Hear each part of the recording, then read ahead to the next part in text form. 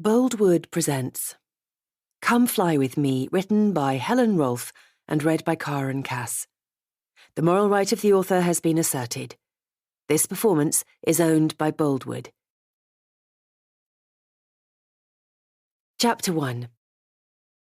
The Skylarks had been called to a road traffic accident. Maya was on shift with the red team. She grabbed her helmet and went out to the helipad to get the helicopter ready. It was all systems go, and she usually had the crew up in the air within 4 or 5 minutes of the job coming in via the phones at the airbase. Today was no different, and as soon as the other crew members joined her with the extra gear they needed, they were off. As the pilot for the Skylarks, or by their official name, the Whistlestop River Air Ambulance, Maya's focus was on the flying, the transfer of a patient, the aircraft, keeping everyone safe. Her head couldn't be anywhere else, not on her personal problems, that was for sure. The Whistlestop River Air Ambulance was afforded priority over other aircraft in the area by air traffic control, so the airspace was theirs on the route Maya would take to reach the patient. As she flew them to their destination, they discussed the job, the extent of the patient's injuries, possible treatments that might be necessary, landing sites to get Bess and Carl, the 2 critical care paramedics on board, as close to the patient as possible. It was teamwork all the way. They approached the location indicated by not only the coordinates they had from dispatch, but beaconed by the flashing lights of a road ambulance and police cars at the scene, first responder teams they were used to working with. Landing sites are few and far between, Maya. Bess was in the seat in the cockpit next to Maya, and along with Carl in the rear of the aircraft, both of them were scouting for somewhere to land safely using their iPads and by looking out the windows. Maya deemed the field on their immediate right too small, the one next to that too hazardous because of the power lines. "There's a field approximately 45 degrees left from the farthest flashing blue lights," Carl suggested. "I don't see access in or out of it," said Bess. "Your best bet is the dual carriageway itself, Maya." They had already been updated via radio that the police had cordoned off a big section of the road, and Maya knew, with no other option, it was the safest and the most advantageous for her crew and for the patient to get the care they needed. The road ambulance paramedics would do as much as they could on scene, but the critical care paramedics with the air ambulance could often do more. Then the decision would have to be made as to how best to get the patient to the further help they needed. Adrenaline kicked in as she hovered above the strip she'd earmarked to land, Bess and Carl both checking the surrounding area to ensure safety for everyone involved. It wasn't long before they touched down. Bess and Carl grabbed the gear and raced to attend to the patient. Maya stayed with the helicopter, ready to help them load the patient on if that was required. They had enough fuel, something she, like other pilots, was obsessed about, and she'd be ready to leave the moment her crew were back with her. Maya loved her job. She'd dreamed of doing this since she was a kid. Being paid to soar high above the jaw-dropping landscapes of Dorset was a thrill in itself, never mind the privileged position of being a pilot with the Skylarks, whose name was displayed on the logo of their uniform along with the silhouetted wingspan of the bird in flight. Her job enabled her to be part of the team who could make a difference to people far and wide, and their loved ones. Maya loved her job. She'd dreamed of doing this since she was a kid. Being paid to soar high above the jaw-dropping landscapes of Dorset was a thrill in itself, never mind the privileged position of being a pilot with the Skylarks, whose name was displayed on the logo of their uniform along with the silhouetted wingspan of the bird in flight. Her job enabled her to be part of the team who could make a difference to people far and wide and their loved ones, to give people the best chance of survival and recovery when they needed it the most. And in the world of employment, Maya knew it really didn't get much better than that. As far as work went, Maya was sorted. It was her personal life that was causing her no end of issues. A father she felt had been against her almost from the start, an ex-husband who seemed to forget they were divorced, and a son with little to no bond with his dad who would never be in line to win a Father of the Year award. Her problems crept into her psyche briefly as she waited for her crew, but she pushed them aside as soon as she heard over the radio that Bess and Carl's patient required airlifting. She spotted them hurrying towards her, aided by a police officer carrying the scoop, a type of stretcher that separated into two, which enabled the crew to safely immobilize the patient and get them back to the aircraft. Bess closed the rear door to the helicopter once the patient was secure, and then climbed into the seat next to Maya, put on her helmet, and fastened her seatbelt. Up into the air they went, with a 49-year-old female driver of a vehicle who had lost control and crashed into the central reservation barrier on the dual carriageway. Given the location, the road ambulance would take almost 4 times as long as it would for Maya and the crew to fly the patient to the hospital, and with head injuries that had the potential to be worse than first suspected, the crews on the ground had all agreed to err on the side of caution and transport via aircraft. Landing on the hospital helipad was a breeze compared to the challenge of landing at the scene, and once they safely touched down, the patient was handed over to the doctors and nurses. Back on board the helicopter, Bess radioed the HEMS, Helicopter Emergency Medical Services Team desk, to say the crew was clear and available. The crew secured the doors, put seatbelts on, and Maya went through the familiar pre-flight checks. Clear left, Bess in the front left seat of the aircraft confirmed through her headset, a vital piece of equipment for the team in order to communicate when they were up in the air, given the noise of a helicopter. The headsets and microphones also provided radio contact with the HEMS desk, who had called through the initial job and continued to liaise with them en route. Clear right, Maya confirmed into her own headset. And clear for takeoff. She lifted the helicopter into the air, and they were soon cruising at 1,000 feet above ground level on their way back to the Whistlestop River Air Base, in the town of the same name. She steered the aircraft comfortably out of the way of hazards like trees, power lines, and buildings. Not that Dorset was well known for skyscrapers, only a handful of taller-than-usual structures. Maya heard a whoop of joy over her headset from Carl in the back of the helicopter, followed by, "Maya Anderson, that landing for the job was spectacular. You are one hell of a pilot." All of them were in good spirits, knowing their patient was in good hands and the outcome likely to be a positive one. It wasn't always the case. Sometimes they returned to base with heavy hearts and sadness that their best simply hadn't been good enough. And that feeling could swallow you whole if you let it. "I hope that cheer has nothing to do with the fact that this is your last shift with us, Carl?" Maya laughed. Bess groaned. "Still can't believe he's deserting us." In the absence of a co-pilot, Bess was also the technical crew member, and her primary role was to assist Maya with aviation safety and navigations. All 3 of them were well versed at working together to ensure their own safety and that of anyone on the ground. "Rest assured, my cheer is only because of your skills as a pilot," Carl assured Maya. "Thanks to you, I've loved this job, and I'm still in one piece." "I appreciate the vote of confidence," she called out. Bess finished off the snack bar she was eating. The crew often had to rush from one job to the next, and eating when you could was often the way it went. "Only an hour left on shift before you've got a few days off, Maya. Bet you're excited." Maya said nothing, which of course prompted Bess, who was a friend as well as a colleague, to ask whether everything was all right. Maya knew she might as well admit the truth, that today she'd started her shift with a funny feeling in the pit of her stomach. It wasn't because her sister Julie was getting married later today. She was excited for that. It was everything else. And some days, her messy life bothered her more than it did on others. "I don't know what's going on with me. I woke up with a funny feeling this morning and I can't shake it." She spoke loud enough for Bess to hear, Carl too, if he wanted. "As in you feel sick?" Bess probed.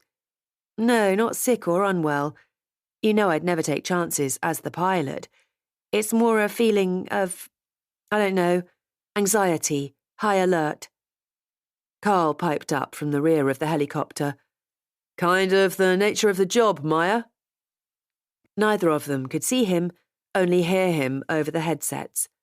The back of the aircraft was separated from the front by a sheet of heavy-duty plastic required so that all the medical equipment in the rear didn't interfere with their night vision goggles when they went out on a job in the darker hours. Unless she's planning on running off with the groom, Bess teased. She would know how excited Maya was about Julie's wedding. She'd been going on about it for long enough. But she also knew how Maya felt about seeing her father on any occasion, particularly one as big as this. Ha ha, Maya replied. Bess always had the ability to make her feel better, even if all she'd done was share her concern. Maya hadn't been able to arrange a stand-in for her shift today, so had pre-warned her sister that she might be late to the wedding if she got a call.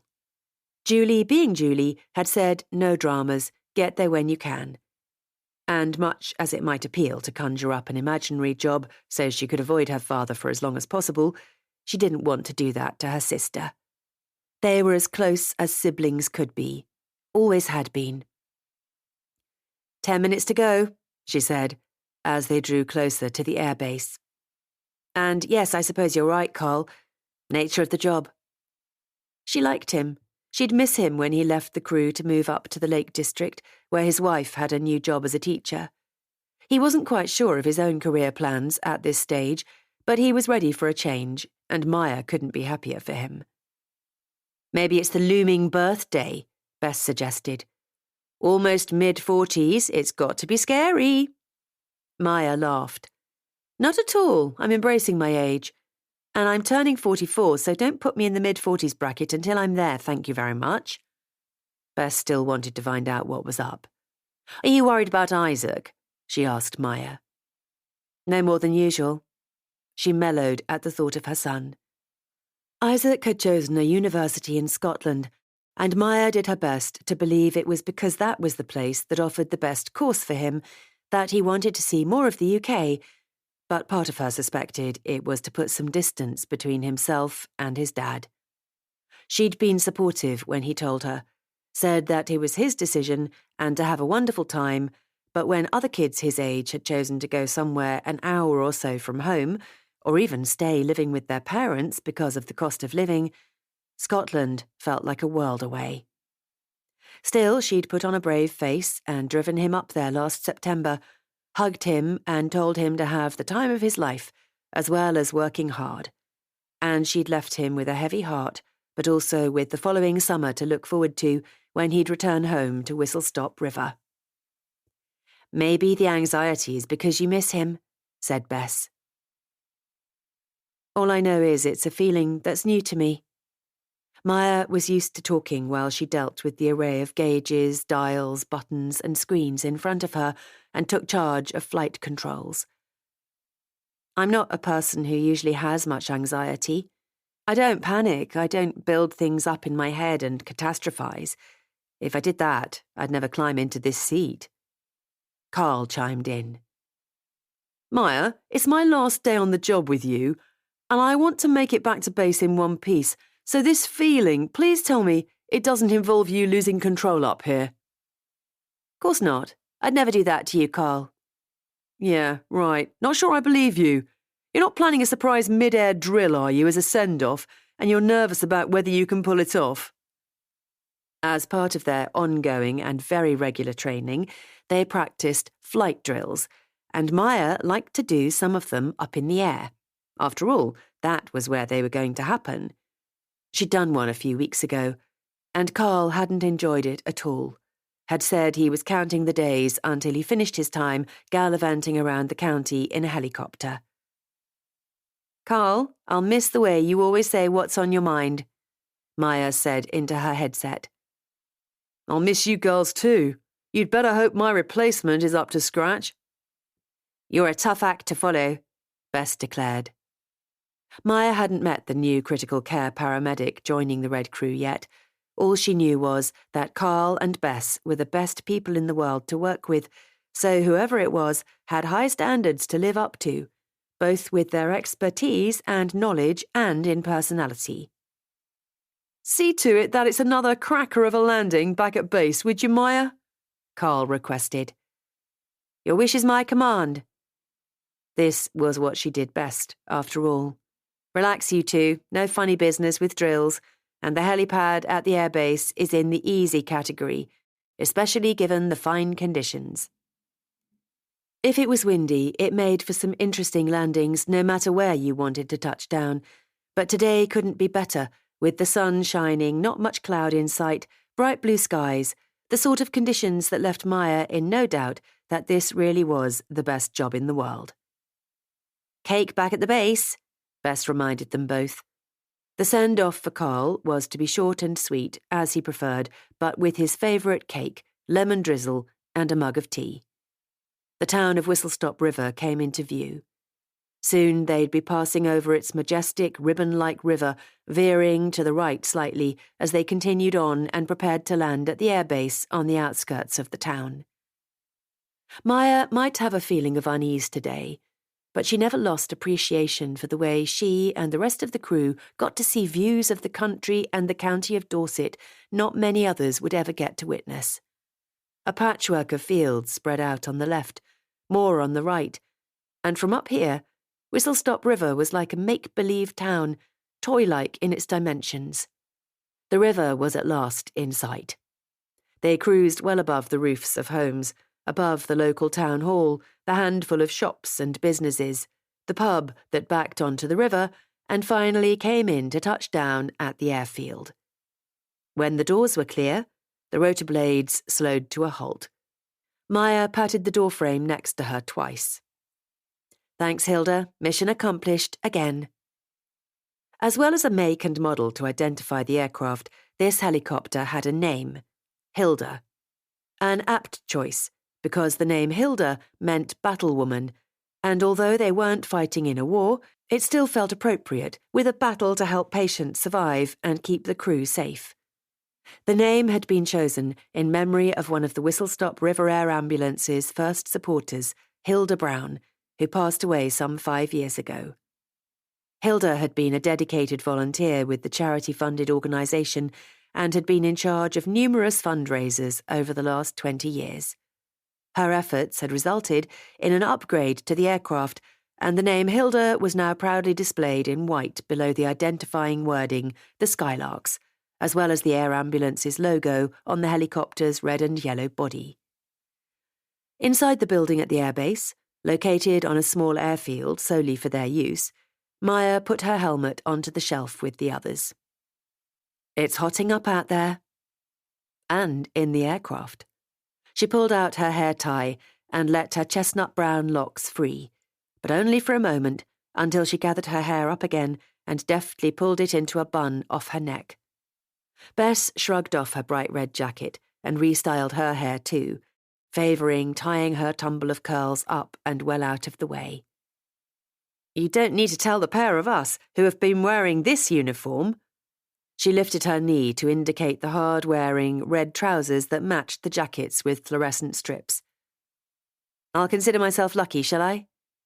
As the pilot, she wore a less bulky uniform apart from the heavy boots, which were nobody's favourite come summer. Instead of bright red trousers, she wore a black all-in-one flight suit with 4 epaulettes on each shoulder to show captain status. The shift ended with cake and Carl's farewell, and Nadia, their operational support officer, in a panic that the blue team were one critical care paramedic short. Maya gathered her things together, and as she passed the desk out front in the reception area, Nadia was smiling. She'd found a last-minute fill-in quickly enough so neither Bess nor Carl would have to offer to do a double shift. Maya smiled, waved goodbye, and was about to head out when she spotted the familiar cocky swagger of the man heading for the entrance doors. And it was too late to hide and pretend she'd left already. She cursed. Bess came up behind her to pass a file to Nadia with one hand and shovel the remains of a slice of lemon drizzle cake into her mouth with the other. "Your ex-husband won't take no for an answer." "No," Maya sighed. She could feel a headache coming on from the frown that always seemed to appear whenever he showed up. I need to leave. I have a wedding to get to. And she was tired of having him ruin things time and time again. Saved by the bell, Bess declared, when the phones, situated in various points throughout the airbase, all rang out in unison, announcing a call. The pair of them had invented a similar sort of escape plan many a time when her ex thought it a good idea to show up at Maya's work just to remind her that he was still in her life. Maya shrugged in his direction, read his lips and the swear word, heard him yell, "Seriously?" when she turned her back, and she and Bess headed into one of the meeting rooms away from everyone else. Conrad would assume she'd had to go out on the job, and he'd leave. And Maya only emerged from the meeting room and left the airbase once she knew he had. Chapter 2. Maya lived less than a 10-minute drive from the airbase.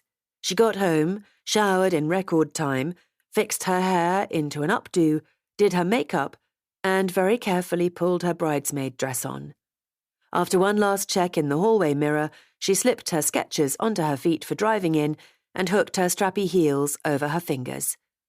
Her sister was getting married, and for now her own stresses could be pushed into the compartment in her mind labelled "Things to worry about another time."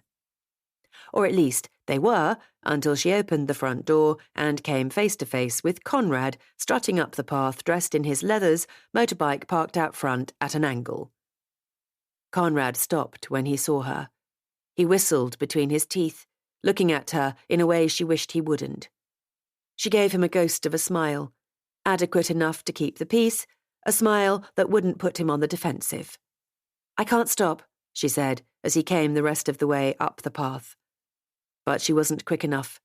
Before she could preempt it, he was up the steps and leaning against the doorframe so she couldn't close it.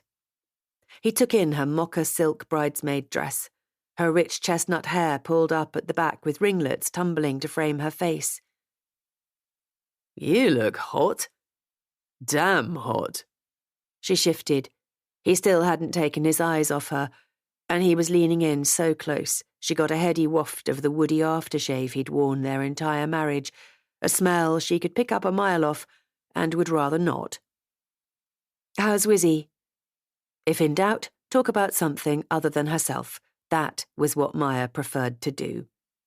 In the divorce, their son Isaac might have been old enough to decide who he resided with when he wasn't at university, but their cat, or rather her cat Wizzy, had had no such luxury.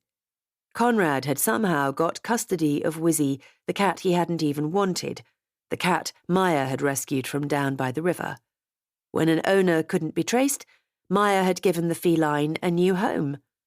Maya was pretty sure, in all the time Wizzy had lived with them, the cat had never dared to creep onto Conrad's lap, curl up and purr, never mind dribble when the affection was to her satisfaction. But Conrad had played the game well, told Maya the cat was settled in the house that had always been his since before they were married, and he'd insisted Maya's erratic hours meant Wizzy might be left wandering outside at all hours, onto the road that ran through the town, which, while not busy, wasn't exactly brightly lit. Maya's focus had had to go on moving into her own cottage and leaving the marriage behind once and for all. With a sigh, as though Maya's question was beyond irritating, Conrad told her, "The cat is still alive, still Lady Muck around the house." Maya hated it when he called the cat Lady Muck. Wizzy was a cat, for heaven's sake. What did he expect? For the feline to don an apron and see to the washing up? While his hackles were up, she told him, "I've got a handyman coming to fit a cat flap next week. I can take her then."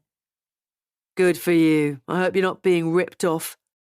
His nostrils flared, the tension in his jaw showing. "I trust the handyman. He's done a few jobs for me." And before he could probe more, because his mind would definitely be drawing its own conclusions, she added, "He went to school with my uncle, right here in Whistlestop River, so I'm not worried." And that comment would give the man an age, an age that wouldn't have Conrad seething with jealousy. He had no claims on her in that respect, but sometimes it was a case of saying what she needed to for a peaceful life. It had been the same in the latter years of their marriage, something she'd slowly realised was a red flag among several others. "I'll let you know then," she prompted, "when I can collect Wizzy." If he flat out refused, there wouldn't be a lot she could do other than go and take the cat herself, which sometimes she was tempted to do. "Fine," he grumbled. "We'll arrange a time for you to come over and get her. I'll need to be there." What, to say a tearful farewell? Maya doubted it.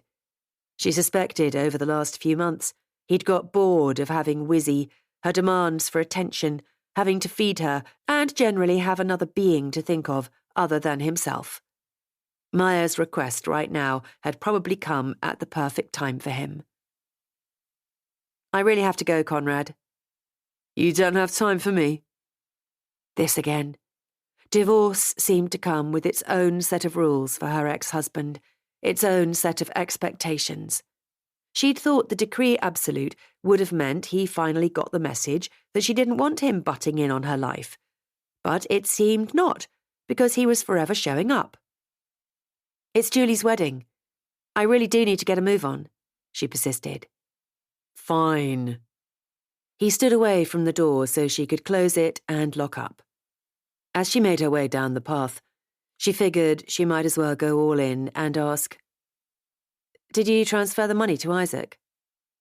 Helmet over one arm, he grunted. "He's getting through too much cash. Isn't this what the student loan is for?" His hair looked a bit greasy. He'd obviously used some product in it, though it was still schoolboy dark brown and showed no signs of greying despite his fast approach to 55. She wondered whether he'd been dyeing it, perhaps. It wouldn't surprise her. "We've been through this," she said. "Multiple times. The loan covers his accommodation, but not much else. He still has to eat, buy books, go out on the lash with his mates." There was little point in contradicting him, because he'd never back down on his opinions. "I transferred some to him yesterday, but I need to know that he has enough for the rest of term.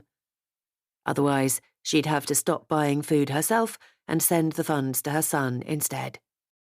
"Fine, I'll do it. Don't go on about it." Isaac was past the age where Conrad had to provide child support, so that had stopped, but on only her wage, Maya knew it would be difficult to support their son through 3 years at university. He huffed some more, took out his phone. "I'll tell you what, I'll do it now." Every time money was due, Conrad moaned, but after he'd said his piece, had a whinge, usually he transferred it right over. Conrad had made a fuss when Isaac said he wanted to go to university. "Waste of time and money," he'd told his son when Isaac was partway through his A-levels. He'd told Maya, "The lad needs to learn hard graft. Worked for me, didn't it?" Further education was something her ex-husband was very opinionated on. He didn't see the point. And when he found out Isaac was studying philosophy and English, he claimed they were Ponzi subjects and a total waste of time. Luckily, Isaac hadn't been home to hear the declaration. He'd been out with his friends. Isaac and Conrad hadn't seen eye to eye for years, and so Isaac had gone off to university without so much as a goodbye to his dad. Maya wished Isaac was here now, that he was accompanying her to his auntie's wedding.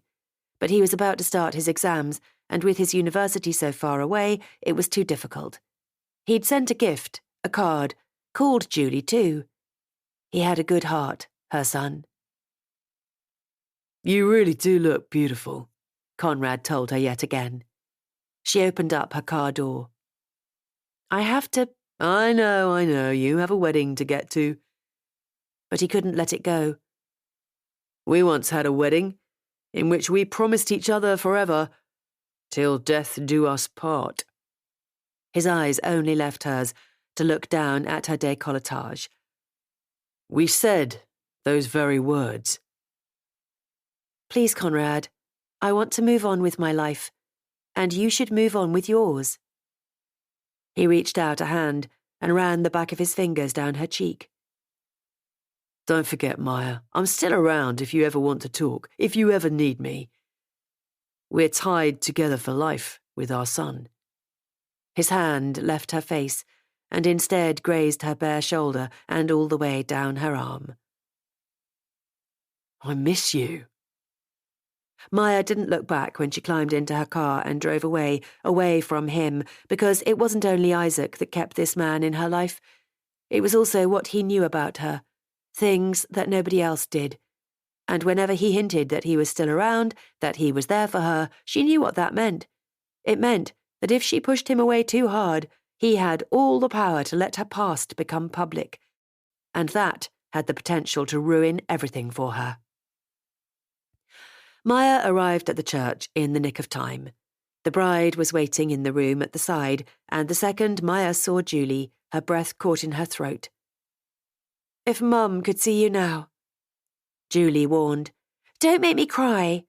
And back in control, she clasped Maya's hands. "I'm so pleased you made it on time." "Me too." She squeezed her sister's hands, a promise that she was there for her on this, the most important day of her life. Maya found a tissue and used the edge to carefully blot the very corners of Julie's eyes so her makeup wouldn't be ruined by any of her emotional tears. "You ready?" Julie beamed. "I am. Can you believe it? I'm finally getting married." "You two are going to be so happy together." The door opened behind them, and their dad, Nigel, came in. As it should be, his focus was on Julie, and only after he'd gushed at how beautiful she was, told her how her mother would be proud if she was here, did he turn to Maya. "You made it?" he said, as Julie's friend and second bridesmaid, Neve, took the bride's attention by handing her her bouquet and fussing over her veil to make sure it fell across her shoulders just so. "I did," said Maya. "More luck than judgment, am I right?" "Dad, not today." And without even looking at him again, she picked up her own posy of flowers and joined Neve before the bridal party made their way into the church, Julie on her father's arm, the two bridesmaids leading the way. Maya nodded to Seth, the groom, as she and Neve reached the altar. He looked nervous, but he had nothing to worry about. Her sister was as in love with him as he was with her. And when it was time for the bride's entrance, Maya couldn't take her eyes off her sister as she made her way down the aisle to the strains of Ave Maria. The ceremony began, and Maya, despite her happiness for her sister, couldn't help the knot in her stomach that reminded her she'd once thought she had a happy ever after. She'd once stood up in front of family and friends and vowed to love a man for the rest of her life. Over time, however, since Isaac was born and their lives settled into the familiarity that came with a marriage, Conrad had soon forgotten that they were in a partnership, two equal parts to a whole. Nigel approved of Seth, Julie's husband-to-be, but he'd never gelled with Conrad. It didn't help that Maya and Conrad had got together at a time when Maya and her father weren't even speaking, but it was more than that. Some thought of Conrad as a pillar of the community simply because he was a police detective, and that position was one of authority. It commanded respect, but he'd never earned Nigel's, and he'd soon lost Maya's a few years into their marriage when she began to learn that behind the front was a bully, a man with an arrogance who always looked out for number one. The photographs seemed to take forever after the ceremony, but Julie enjoyed every second, and the celebrations continued back at the Anderson family home, a vast and beautiful property in the Dorset countryside, and the place where the girls felt closest to their late mother. The food and drinks circulated at the informal reception the bride and groom had opted for, with canapes rather than a sit-down meal. Julie and Seth had chosen not to have any speeches either, something Maya was grateful for, so that she didn't have to endure her dad talking about their family as if they had no issues at all, as if everything in the Anderson clan was hunky-dory without any stress whatsoever. Sometimes the Anderson family dynamics felt like a car crash, with her dad ushering people away, commanding, "Nothing to see here." Finally came the part of the celebrations that saw Julie and Seth truly let go and relax. The dancing. The room known fondly as the games room in the house became party central. The space was vast, had originally been 2 rooms knocked into one, and now had walnut floorboards, a pool table with the same wooden build, a bar. The oversized sofas, in slate grey, had been pushed from their position to against the walls to make way for the temporary dance floor and entertainment. The enormous rugs rolled up and put out of the way for the night, some of the breakable ornaments stowed elsewhere for safekeeping. Maya accompanied Julie to the bathroom yet again. It wasn't easy to navigate going for a pee with an enormous dress on and required help every time. Everyone was in high spirits, and the girls giggled on their way back from the bathroom when they found Rod, one of Seth's closest friends, going into a broom closet instead of the outside door so he could escape for a cigarette. The house was so big, it was easy to get lost in or take a wrong turn. "Don't let Izzy see you with that," Maya scolded him. When he put a finger to his lips, she laughed and turned back the way she was going, but her smile soon disappeared when her father came in the opposite direction. They'd exchanged few words so far today, and she was happy to keep it that way. Their dad was a striking man. With silver fox hair, he was tall and commanded a presence, something that worked well in the world of law for him, but something she'd never found easy. Julie gave their dad a hug and raced off to join her guests. "You look beautiful, Maya." He kissed her on each cheek. He'd never been one to let a facade slip, not when there were so many guests milling around. "Thank you." She could manage politeness. "Julie and Seth are going to be so happy," she said, steering the focus to safer ground. "They are, and your mother would be so proud. Of both of you." Their mother would be, but what about him? She sometimes wondered how hard he had to work to maintain that tough shell, or whether it came naturally to show little emotion, especially where his eldest daughter was concerned. She was tired of trying to work him out. She'd been trying to do that ever since her mother died. "I'd better go and join Julie," she said. "She wants me to dance." "Of course, off you go." He nodded in her direction, much like she was a business colleague, rather than his eldest daughter. Maya danced with her sister, their family and friends, expending all her pent-up energy. Conrad had always detested this part of a wedding or any social gathering. He hated dancing, and because he'd expected her to stay by his side, she'd rarely got to enjoy it either. But tonight, Maya couldn't get enough. It was only when Seth came and claimed his bride for the interruption of a couple of slow dances to let people take a breath and enjoy more canapes that Maya stopped long enough for her troubles to come knocking in her mind yet again. She plucked a glass of champagne from a passing tray and stood back to watch Julie and Seth, a couple who were in this together and who had each other's backs in a way she and Conrad never had.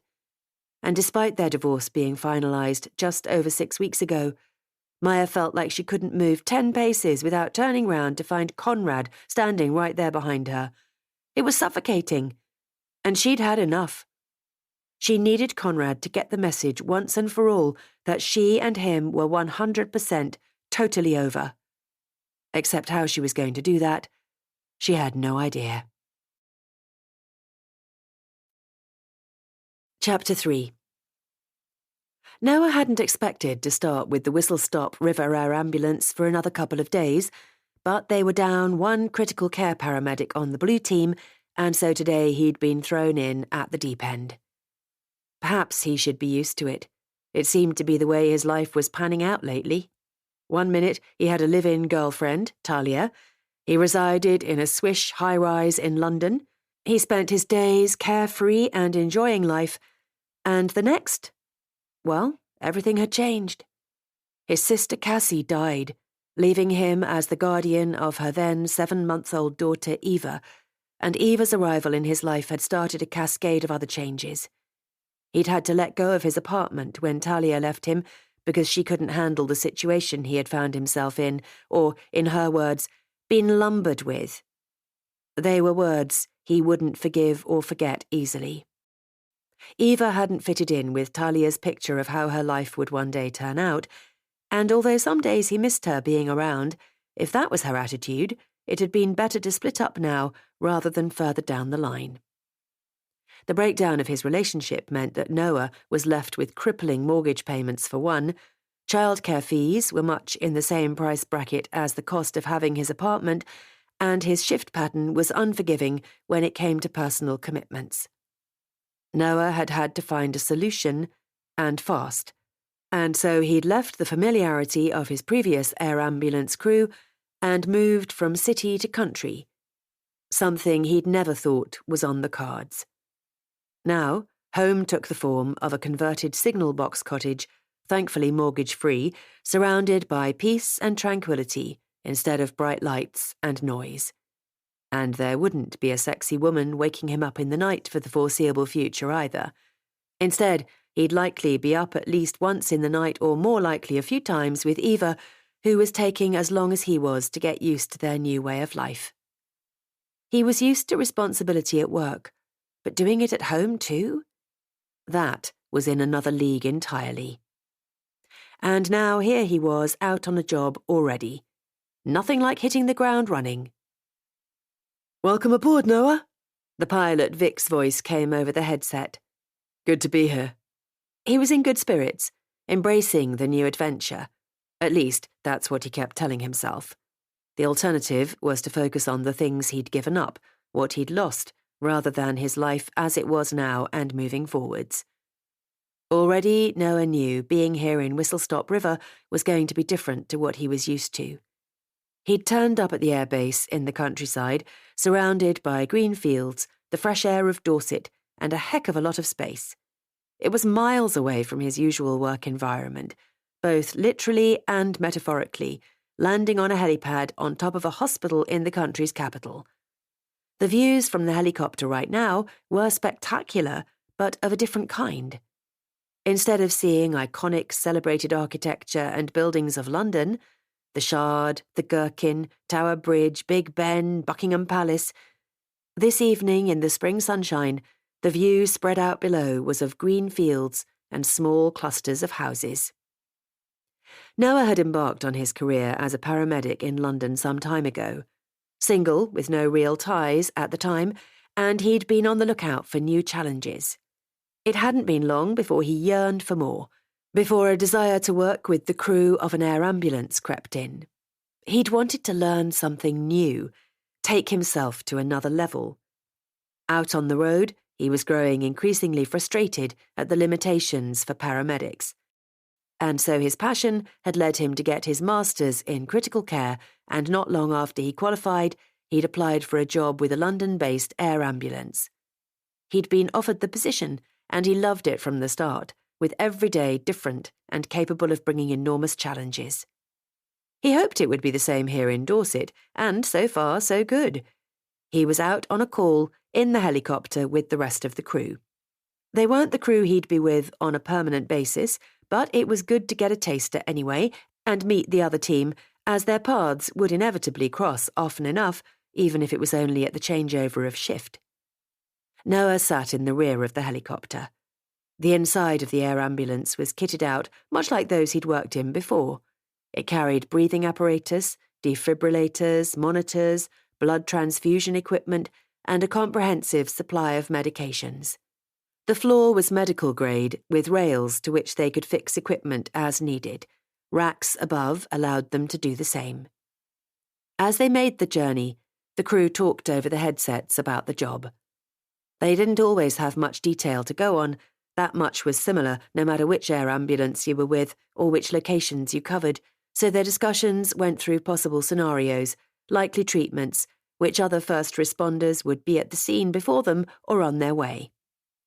Their discussions built up a picture so they could be prepared as much as possible when they landed. A 32-year-old female had tripped and hit her head on a table, was semi-conscious at least at the time of the emergency call. There was no obvious bleeding, and a road ambulance had been dispatched. The crew already knew the residence they were going to was quite a distance from a trauma centre, and if the head injury was severe, the air ambulance making the transfer in a fraction of the time might well be the only way to give the patient a chance of survival and full recovery. It wasn't only about the time it took to get a patient to the hospital, though. Paramedics on the road ambulance attended many emergencies, saved countless lives, but critical care paramedics could administer higher-level medications. They had a higher portfolio of training and could do more procedures at the scene. Their attendance could result in a much better outcome for the patient. And part of what Noah loved about his job was that everyone who attended a job worked together as a big team, whether it was the air ambulance, the police, the fire brigade, the paramedics on a road ambulance, doctors, or any other emergency crew. Noah whistled at the sight of the sun beginning to set. Sunsets and sunrises looked great from ground level, but from up here, they were utterly spectacular. He wasn't a country boy, never saw the attraction, but right now, up here, there was something to be said for vast expanses of land. With a further 6 minutes to their destination, Noah was ready with the iPad so he could help out with landing spots. Both him and Kate, the critical care paramedic in the front of the aircraft next to the pilot, would help out where they could, but it sounded as though the place they were going to had grounds big enough to land there, so hopefully touching down would be straightforward. It wasn't guaranteed, of course. Sometimes what seemed easy turned out to be more tricky when they arrived. That had happened plenty of times in London. Landing as close as possible to the scene of an incident was vital for an air ambulance, and London's parks and green spaces were prime landing locations. Sometimes, however, particularly if it was a glorious summer's day or the school holidays, those parks were packed, and the general public, no matter whether sirens were on and lights flashing as the air ambulance came in to try to land, didn't always have the common sense to clear the area. The helicopter landed safely in the grounds of the house. The Hems desk who'd called the job in with the team had been right. The gardens at this residence were big enough to allow for a helicopter landing. Or maybe a Boeing 747, Noah thought, because the grounds were massive, as was the house. It had him wondering who owned the place. Someone with a lot of money, he decided, as he climbed out of the aircraft and hefted a rucksack with medical equipment onto his back. The bag weighed in at 20 kilograms or thereabouts, and the crew often had to carry these bags a long way, as well as the blood bags and the drug bags. Sometimes their trek involved climbing over fences, through brambles, covering a decent distance to get to the scene in what felt like an assault course. Fitness in this job was paramount, and despite the life changes Noah had had recently, as well as having turned 45, his exercise and strength training was something he'd refused to let go of.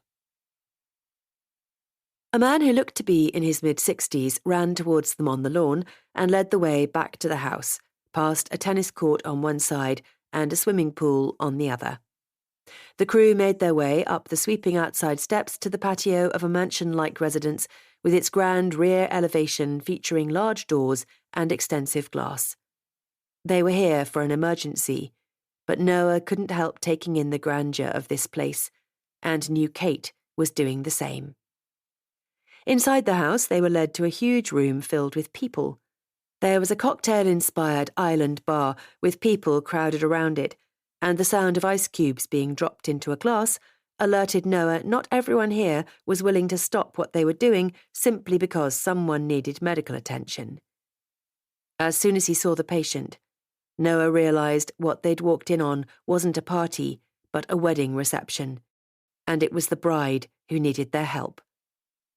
"Stand back, please," Kate's voice rose, commanded her instructions. Noah knelt down beside the bride who was on her back, groaning, with a hand clasped to her head. Another woman was kneeling beside the patient in a stunning silk mocha-coloured dress, her hair semi-pinned up, but now tumbling over her shoulders in enormous waves and settling over her chest. Kate clearly knew this woman because she'd put an arm around her briefly. Noah focused. The woman holding the patient's hand was very much his type, the sort he might have met on a night out and would want to get to know. Except now he had other priorities when it came to the fairer sex in his life. "Please stand back," Noah repeated, and while Kate talked to the patient, He stood, arms outstretched, to push the onlookers back a few steps. Didn't they realise they made this job so much harder? When he crouched down again and opened up the medical bag to get what he needed, Kate told him the patient's name was Julie. Hi, Julie. We've got you, don't worry. His gaze fluttered to the other woman who still hadn't yet let go of Julie's hand until someone at her shoulder came to investigate. The woman in the mocha dress stood up then and took over crowd control. Impressive. People took notice of her, and it let him and Kate get on with what they needed to do. Kate and Noah tried to piece together what injuries Julie might have by talking to her. It wasn't always the injuries you could see or the pain the patient was focused on. There was always the chance of other issues, and the crew needed to make sure they didn't miss anything. Talking to Julie like this would also help them observe her level of consciousness, whether she was confused or not. Julie was talking a lot. She was coherent. She kept saying this was all an overreaction, that she really was fine, and it was her own stupid fault she'd hurt herself. She'd got carried away, climbed onto a low table to dance, pretending it was a stage, and then she'd lost her footing, fallen, and hit her head on another table before crashing to the ground. Noah wrapped the blood pressure cuff around her arm, and then put the pulse oximeter on the tip of her finger to check oxygen levels. Kate continued her assessment of the patient's torso. There were no signs of hip, leg, or pelvic injuries. Noah gently examined the egg-like lump that had appeared on Julie's right temple. You have a sizable bump there. I have ice. The voice came from behind him, and the beautiful woman in the mocha dress handed over a tea towel containing ice cubes. Thank you. He held it gently against Julie's head. She winced, but only briefly before he saw relief. What's your name? Julie asked him. The woman in the mocha dress warned, Julie? What, I'm only being polite. Julie gave him an approving look. You're way hotter than any doctor I've ever seen, except maybe the ones on Grey's Anatomy or ER. Some of those doctors are insanely hot. Julie, you just got married, the woman in the mocha dress said. The crowd had dispersed now, and as she crouched down again, Noah did his best not to stare, not to take in the silky, soft skin, and the way her dress showed enough décolletage to be classy and sexy rather than tacky. Kate, with a bit of a laugh at Noah being quizzed, asked Julie to let them ask the questions rather than the other way round. I'm sorry, Julie groaned. You're trying to do your job. But to Kate, in a lower whisper, she added, Seriously, how do you concentrate working with him? He's new, Kate laughed, but I think I'll manage to control myself. Although she was having a hard time not grinning from ear to ear at Noah's expense. Julie was coherent, with injuries that appeared minor, and although Noah knew minor could mask bigger problems, he didn't think that was the case here. He wondered whether the caller had panicked and made the incident out to be worse than it was, which triggered the HEMS desk, who triaged all emergency calls, to deploy the air ambulance. And looking around at the crowd, he expected alcohol had been involved and fueled the call. He frowned, whether at himself or whoever had made the call. It was a toss-up. It was something he was trying to manage, not making snap judgments because of his own family history. He needed to get on top of it, really, so that he could do this job without bias. But sometimes his personal feelings crept right on in and did their best to interfere. The woman in the mocha dress was still on the case if anyone tried to get closer to see the action. He almost smiled. She reminded him of a bouncer at a club anticipating trouble before it happened. Not a bad person to have here with them for backup, he supposed. The chatter in the room had simmered a little at the presence of more medical people when the road ambulance crew arrived. The paramedics offered their assistance, and the decision was made by both crews that this time round the patient didn't require transportation by air. Kate put a hand on Julie's arm. I know it's your wedding day, but you should go to the hospital in the road ambulance for a thorough check. Make sure nothing has been missed. I'm fine, Julie insisted, before recalling her name, date of birth, today's occasion, the name of the Prime Minister, although there'd been a few sniggers there because she didn't come up with it straight away. She assured both Kate and Noah that that was usual for her. "I mean it," Julie insisted. "Ask me anything about Love Island, and I'll tell you whatever you need to know." Not a fan myself. Noah smiled as he packed everything back into the kit bag. The goddess in the mocha dress talked to Kate while Noah spoke with the road ambulance crew to hand over the patient. Noah attracted the attention of another woman as he zipped up the last of the bags so they could head back to the helicopter. She was a friend of Julie's, apparently. She wanted to know whether Julie would get to go on her honeymoon. He told her he wasn't sure, but the signs were all good, and he successfully managed to bat a couple of personal questions about himself away when she asked him if he was new to town and whether he was married. Kate didn't miss a chance to tease him, even though they'd only met this evening. "You're popular, although that woman might have left you in need of medical attention. I reckon you'd have passed out with the amount of perfume she has on. That, or you'd have suffocated by cleavage." "I don't think I'll hang around to find out," he grinned, hoping the red team were this friendly when he joined them officially. "Oh, I don't know. Look at that bar," she said in a low whisper, with a discreet glance that way. There appeared to be more variety here than in some of the London bars he'd been to. She gasped and nudged him, looking to the far corner of the room. "There's even a roulette wheel, look! It's like small-scale Vegas in here." The words were out of his mouth before he had a chance to filter. "Yeah, small-scale Vegas, with too many rich people taking resources from someone who actually needs an air ambulance." He cringed.